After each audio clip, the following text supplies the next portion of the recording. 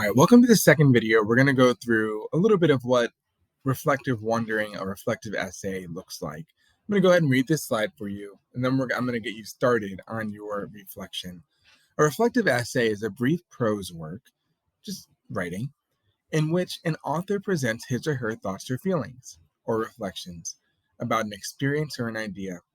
Most reflective writing includes the following elements: descriptions of a specific event, time period, or person that leads to new ways of seeing something. For example, the main character in our text reflects on a time with her dad, who is also reflecting on a time in his past. He's being nostalgic.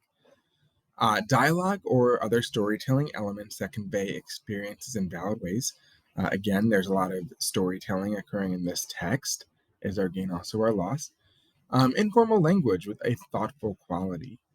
Discussion of the insights gained from the experience. So, our main character is talking about her experience with her dad, who's being nostalgic, looking back on his past, and she's applying that to her own experience.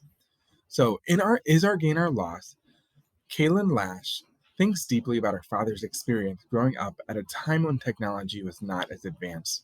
She compares and contrasts her father's experiences and attitude toward his childhood with her own experience growing up in a world increasingly dependent on technology. So, what you're going to do is you're going to just uh, prepare to do a little reflective wondering of your own. Uh, what um, what memories of technologies does Lash's father have from his childhood? Go back into the text. How do her father's memories compare with Lash's experience during her own childhood? So, the author, Lash, she connects her dad's experiences to her own experiences with technologies. How do they compare? Are they similar or are they different? And then finally, what thoughts about the future do these contrasts inspire and Lash? We talked about this in several of our small groups when we were analyzing the text. How does Lash's opinion and thought about technology in the future inspire and change her thinking?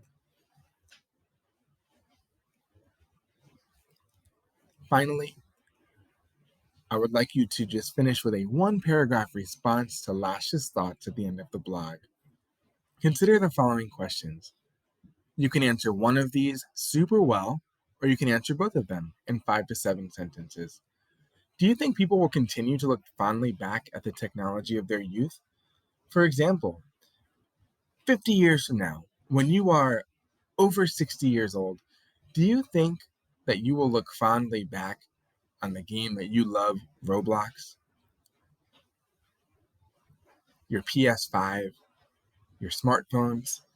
Do you think you'll look fondly back just like Kaylin's father looks back at the weather report on on his old-fashioned television?